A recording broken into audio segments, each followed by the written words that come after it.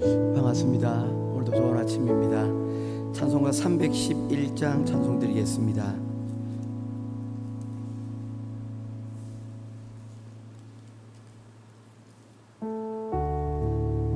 찬송가 311장 찬송입니다. 내 너를 위하여 몸 버려 피 흘려 내 죄를 속하여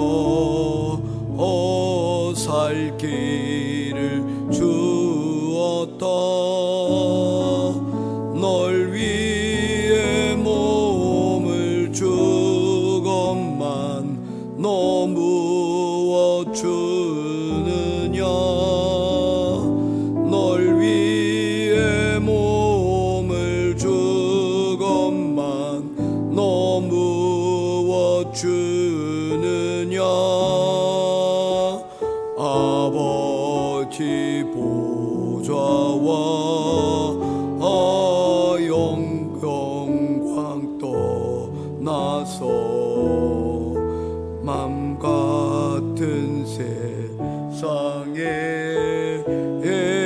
만 백성 구하려 내 몸을 희생했건만 너 무엇 하느냐. 내 몸을 희생했건만 너 무엇 하느냐. 죄 중에 빠져서 영 죽을 인생을 구하여 주려고 나 피를 흘렸다. 내 죄를 대속했건만 너 무엇 하느냐. 내 죄를 대속했건만 너 무엇 하느냐. 한없는 용서와 참 사랑 가지고 세상에 내려와 값없이 주었다. 이것이 귀중하건만 너 무엇 주느냐. 이것이 귀중하건만 너 무엇 주느냐. 아멘. 찾으실 하나님의 말씀은 이사야서 제29장 말씀입니다. 구약성경 이사야서 제29장 28장입니다. 1절에서 13절까지 한 절씩 말씀 교독해 보겠습니다. 이사야서 28장 1절입니다. 에브라임을 술 취한 자들의 교만한 멸류관은 화 있을진저 술에 빠진 자의 성 곧 영화로운 관같이 기름진 골짜기 꼭대기에 세운 성이여 쇠잔에 가는 꽃 같으니 화 있을진저.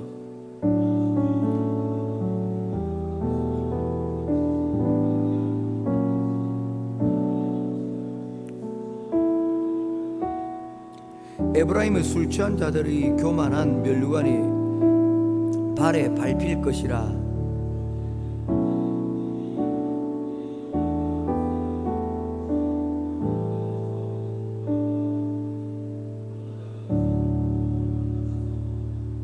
그날에 만군의 여호와께서 자기 백성의 남은 자에게 영화로운 멸류관이 되시며 아름다운 화관이 되실 것이라.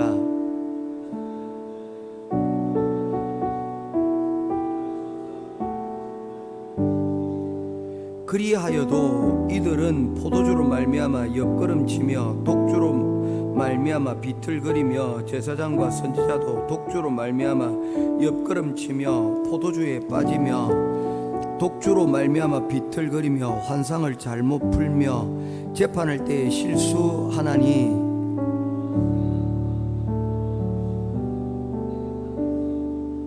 그들이 이르기를 그가 누구에게 지식을 가르치며 누구에게 도를 전하며 깨닫게 하려는가 젖떨어져 품을 떠난 자들에게 하려는가.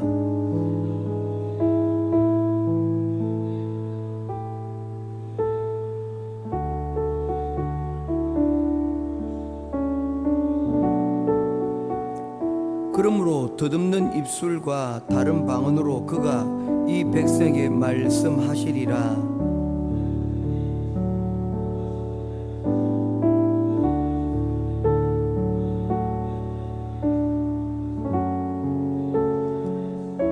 여호와께서 그들에게 말씀하시되 경계에 경계를 더하며 경계에 경계를 더하며 교훈에 교훈을 더하며 교훈에 교훈을 더하고 여기서도 조금 저기서도 조금 하사 그들이 가다가 뒤로 넘어져 부르짖며 걸리며 붙잡히게 하시리라.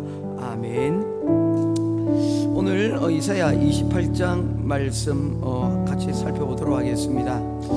이사야 28장은 앞전에 나왔던 24장에서 27장 말씀과 조금 분위기가 달라집니다. 24장에서 27장에서는 이사야가 시선을 넓혀서 온 땅에 임할 하나님의 심판 그리고 하나님의 구원에 대하여 말씀을 하셨습니다. 그래서 그 내용을 소묵시로 온 땅에 임하는 하나님의 심판과 구원에 대하여 말씀하였다라고 하였습니다. 근데 28장부터 35장에는 또 하나 새로운 내용이 전개가 되어졌는데 그것은 이전으로 다시 돌아가는 것이었습니다.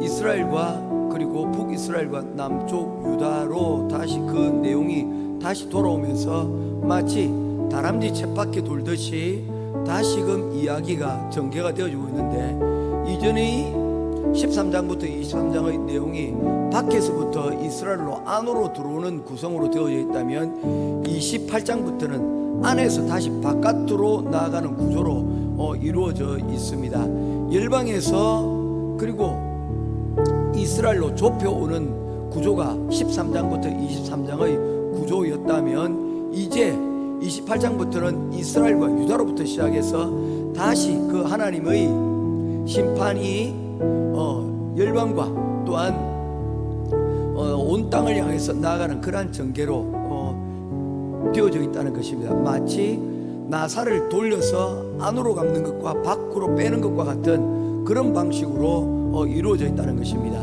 그런데 28장부터의 구성은 앞의 13장과의 내용과는 또 조금 다른 구성을 가지고 있습니다. 13장부터 23장의 내용은 앞으로 일어나게 될 100년, 200년 후에 일어나게 될 일들을 집중적으로 구성하여서 예언적인 성격을 띠고 있는 것이라고 하면 28장부터 35장의 내용은 오늘 지금 현실의 부분들을 말씀하고 있습니다.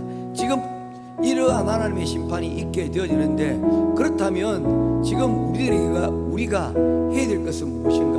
오늘 우리의 모습을 한번 돌아보자는 것입니다. 먼 미래의 하나님의 심판과 그리고 하나님의 구원에 대한 내용을 이미 들었다면 이제 오늘 그 내용을 가지고 오늘 우리의 현실의 문제를 한번 들여다보자는 것입니다. 우리가 지금 무엇을 잘못하고 있고 또한 우리가 그곳에서 어떻게 이 문제의 실타래를 풀 것인가 그러한 내용을 담고 있다는 것입니다. 그래서 이사야 28장부터 35장의 주된 내용은 오늘 지금 앞으로 다가올 이 위기의 순간에 우리는 무엇을 의지하고 살 것인가에 대한 내용을 담고 있다는 것입니다. 첫 번째 28장 1절 말씀입니다. 같이 읽도록 하겠습니다. 시작. 에브라임의 술 취한 자들의 교만한 멸류관은 화 있을진저 술에 빠진 자의 성 곧 영화로운 관같이 기름진 골짜기 꼭대기에 세운 성이여 쇠잔에 가는 꽃 같으니 화 있을진저. 28장부터 35장에 계속해서 시작되어지는 단어가 히브리 단어 와우라는 단어입니다. 이것은 우리말로 표현하면 화 있을진저. 신약에서 예수님께서 예루살렘을 향하여서 그리고 이방 나라들이 하나님의 심판을 말씀하실 때 화 있을진저라는 내용을 구약의 성경을 인용을 하여서 또한 예수님께서 직접 그 도성들에 대하여서 말씀하신 것을 볼 수가 있습니다. 28장부터 35장의 첫 단어는 와우, 화 있을진저라고 하는 단어로 시작이 되어지고 있습니다. 누구에게 화가 있다고 말씀을 하고 있습니까? 에브라임은 북이스라엘을 나타내는 대표적인 단어입니다. 북이스라엘이 곧 에브라임이고 그 에브라임이 북이스라엘을 가리키는 말이라는 것입니다. 이 에브라임의 지금 상태가 어떻습니까? 술 취한 자들이라고 말씀을 하고 있습니다. 이 술 취한다는 단어가 제가 한번 조사를 해보니까 망치로 얻어맞다라는 그런 의미를 가지고 있습니다. 술에 취해서 정신을 망치로 얻어맞은 것처럼 정신이 혼미한 상태에 놓여져 있다는 것입니다. 그런데 그러한 상태를 그들이 깨닫지 못하는 이유가 있습니다. 바로 그들이 멸류관을 지금 쓰고 있기 때문입니다. 영화로운 성 가운데 놓여져 있기 때문입니다. 한마디로 경제, 군사, 문화, 이 모든 것들이 다 삼박자를 이루어서 나라가 부강하고 잘 되어 있는 그런 상황이었다는 것입니다. 그 당시 이스라엘이 그랬습니다. 여로보암 2세 때부터 북이스라엘은 최고의 전성기를 구가하고 있었기 때문입니다. 그러한 하나님께서 그들에게 주신 복들이, 그들에게 주신 그 달란트로 인하여서 그들이 오히려 하나님부터 멀어지는, 술 취하여 방황하는 그러한 인생이 되어주고 말았다는 것입니다.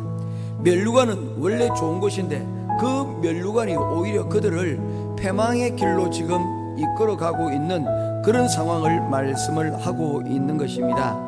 오늘 우리의 삶을 한번 들여다볼 이유도 그것입니다. 오늘 우리의 풍요가, 오늘 우리의 넉넉함이 오히려 하나님부터 멀어지게 만드는 것이라면 우리는 그것에서 경계를 해야 됩니다. 하나님의 복을 누리는 것이지만 이 하나님의 복이 주신 그 복이 하나님과 멀어지게 만드는 그러한 것이 되어진다면 우리는 그곳에서부터 단호히 나올 수 있는 우리가 되어야 한다는 것입니다. 두 번째의 모습이 바로 9절부터 이루어지게 되어지는 유다에 대한 내용을 우리들에게 담고 있습니다. 1절부터 8절까지가 에브라임, 북이스라엘에 대한 문제를 다루고 있다면 9절부터 13절까지의 내용은 유다의 문제를 다루고 있습니다. 유다의 문제는 무엇입니까?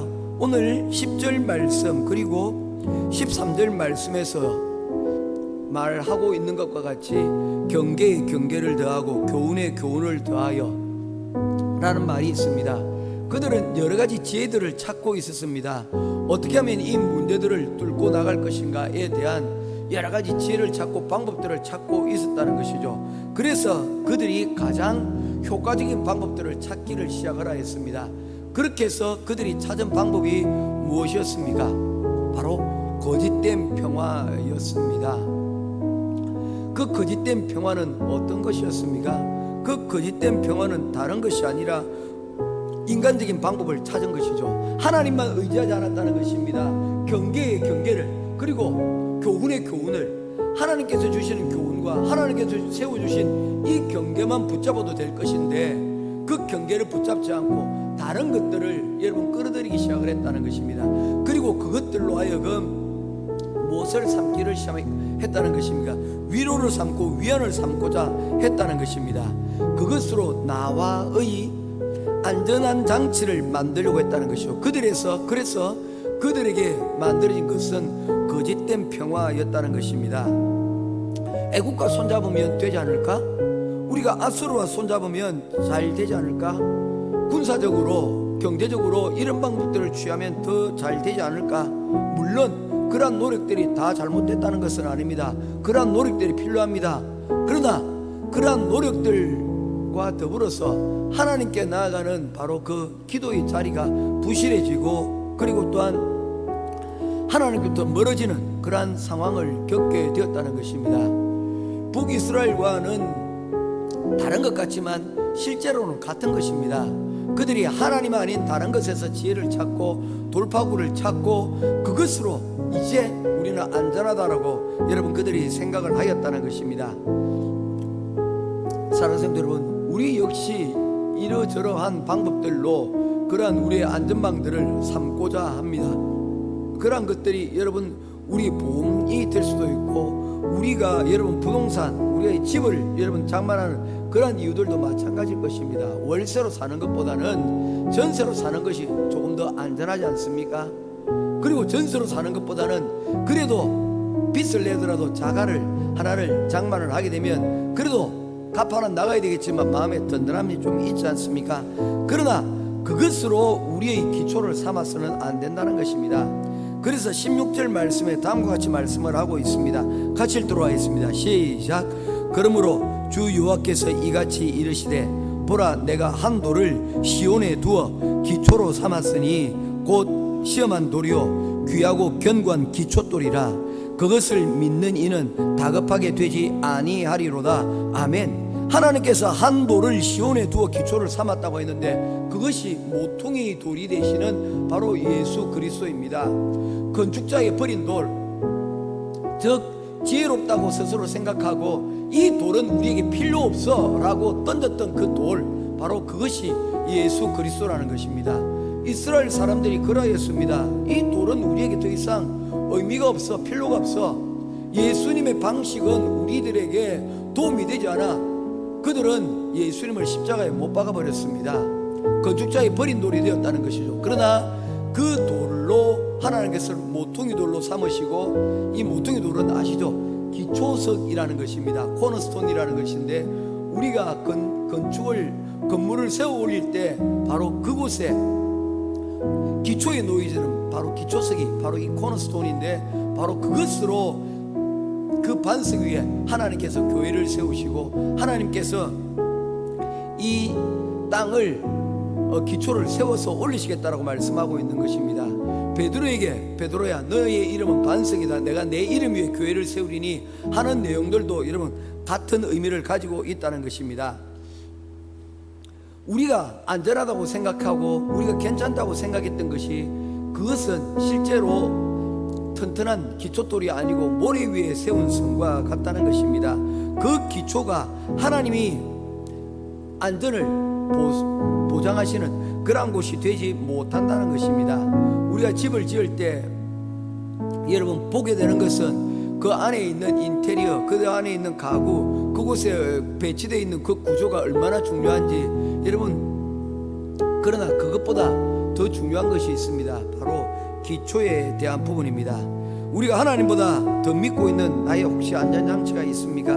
그러나 그것은 거짓된 피난처라고, 거짓된 평화라고 이사야는 분명히 말씀하고 있습니다. 이제 그렇다면 이제 우리는 어떻게 가야 될까요? 거기에 대하여서 하나님의 지혜가 이곳에 전하여지고 있습니다. 28장의 마지막 부분은 갑자기 농부의 이야기로 끝을 맺고 있는 것을 보게 됩니다. 농부의 지혜가 있다는 것입니다. 농부는 모든 씨앗들을, 모든 작물들을 똑같은 방식으로 경작하지 않습니다. 밀은 밀대로 다르고 보리는 보리대로, 다른 각 곡식들은 그 곡식에 맞게끔 씨를 뿌리고 경작하고 그리고 가꾼다고 얘기를 하는 것입니다.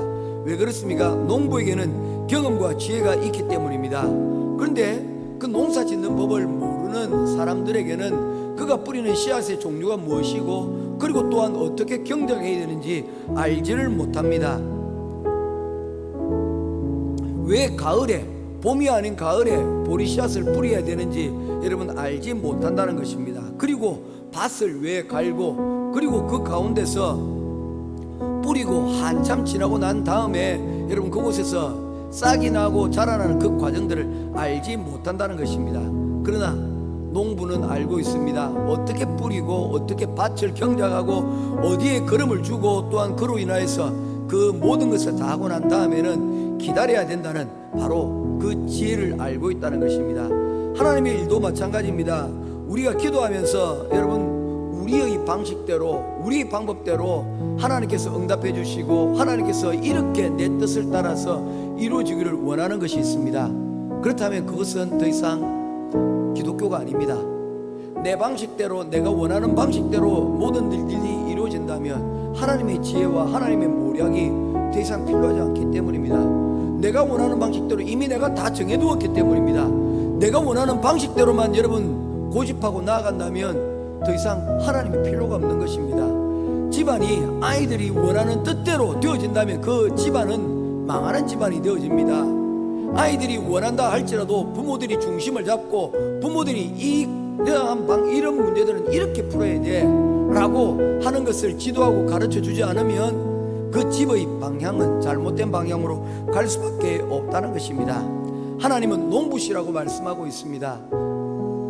우리가 우리 방식대로 교만하고 우리 방식대로 여러 가지 지혜를 찾지만 그러나 그곳에 하나님이 계시지 않는다면 마치 농부가 아닌 어린아이가 농사를 짓는 것과 같은 결과를 맞이하게 될 것이라고 말씀을 하고 있습니다.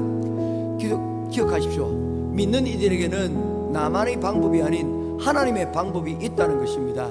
이것을 인정하는 것에서부터 시작이 되어집니다. 모쪼록 오늘 이 아침에 나의 방법이 아닌 하나님의 방법을 믿고 참된 그리스도인의 제자로서 또한 오늘 하루를 살아가는 저와 여러분 될 수 있기를 주님의 이름으로 축원드립니다. 기도하겠습니다. 고마우신 아버지 하나님, 은혜와 사랑을 감사합니다. 북이스라엘은 남쪽 유다는 하나님을 온전히 신뢰하지 않아도 나라를 지킬 수 있다라고 생각을 하였습니다. 그들은 자신들의 지형을 믿었고, 그리고 그들이 동맹국을 믿었고, 그리고 그들은 자신들의 힘을 의지를 하였습니다. 그러나 그 모든 것들은 결국 다 허사가 되어지고 그 모든 것들은 다 무너져 버리고 말았습니다. 오늘 우리를 각자의 가정에서, 일터에서, 또한 삶의 자리에서 오늘 이 자리에 불러주시고 기도할 수 있도록 하나님 은혜를 주시니 감사합니다. 오늘 이 자리에서 주신 농부의 지혜를 따라서 하나님 말씀을 듣게 하시고 주신 그 말씀을 따라서 오늘도 말씀에 순종하며 살아갈 수 있도록 도와주시옵소서. 우리가 있는 곳에 하나님의 그 복음의 빛을 받아서 온전하게 우리의 삶을 밝히며 주의 주시는 은혜를 따라 하나님 살아가는 귀한 하루가 되어줄 수 있도록 도와주시옵소서. 오늘 하루도 주님이 빛을 비추는 진리의 등대로 살아가는 귀한 하루가 되기를 간절히 소원하오며 살아계신 우리 주 예수 그리스도 이름으로 간절히 기도드리옵나이다. 아멘. 하늘에 계신 우리 아버지여, 이름이 거룩히 여김을 받으시오며 나라에 임하옵시며 뜻이 하늘에서 이룬 것 같이 땅에서 이루어지이다. 오늘날 우리에게 일용할 양식을 주옵시고 우리가 우리에게 죄의 전자를 사해 준 것 같이 우리 죄를 사하여 주옵시고 우리를 시험에 들게 하지 마옵시고 다만 악에서 구하옵소서. 대개 나라와 근세와 영광이 아버지께 영원히 있사옵나이다. 아멘.